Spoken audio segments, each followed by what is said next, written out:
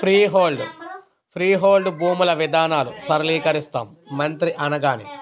So రాష్ట్ర వ్యాప్తంగా service ఇనాం policy తీసుకురావాలని సీఎం చంద్రబాబు ఆదేశించిన దృష్ట్యా భూ కేటాయింపుల విషయంలో కొత్త పాలసీపై చర్చించినట్లు మంత్రి అనగాని సత్యప్రసాద్ తెలిపారు. రెవెన్యూ వ్యవస్థలో సంస్కరణలు, హౌసింగ్పై నియమించిన మంత్రివర్గ ఉపసంఘం శుక్రవారం సమావేశమైంది.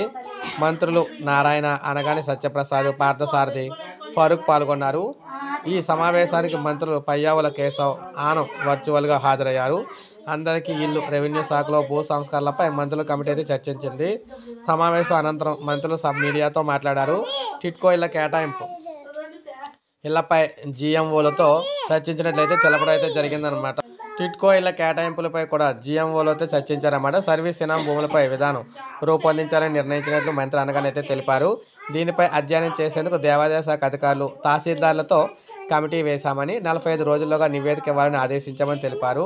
ఫ్రీహోల్డ్ భూముల విధానాలు సరళీకరించాలని నిర్ణయించాం. సీఎం చంద్రబాబు, మంత్రి లోకేష్ కృషితో పెట్టుబడులు భారీగా వస్తూ ఉన్నాయి. వివిధ కంపెనీలకు కూడా భూముల కేటాయింపు విధానంపై చర్చించాం. వక్స్ భూములు సంబంధిత సమస్యల పరిష్కారంపై కూడా చర్చించాం అన్నారన్నమాట. 2014లో కేంద్రం 7 లక్షల టిట్కోయిలు ఇచ్చిందని మంత్రి నారాయణ అయితే తెలిపారు. కేంద్రం ఇచ్చిన వాటిలో 5 లక్షల ఇల్లు గ్రౌండ్ చేసినట్లు తెలిపారు. గత ప్రభుత్వం 2.61 లక్షల టిట్కోయిలు ప్రకటించిన పూర్తి చేయలేదని, వచ్చే జూన్ నాటికి అన్ని టిట్కోయిలు కూడా పూర్తి చేసేందుకు చర్యలు తీసుకుంటామన్నారు. పేదలందరికీ ఇల్లు, ఇంటి స్థలాలు ఇవ్వాలని ప్రభుత్వం నిర్ణయించిందని మంత్రి పార్థసారథి తెలిపారన్నమాట. గత ప్రభుత్వం తెచ్చిన వాటిలో వినియోగంలో లేని లేఅవుట్లు రద్దు చేస్తామన్నారు. గత ప్రభుత్వం తెచ్చిన సెంటున్నర స్థలాలు రద్దు చేస్తున్నాం. వాటికి బదులుగా 2-3 సెంట్లు ఇవ్వాలని నిర్ణయించాం.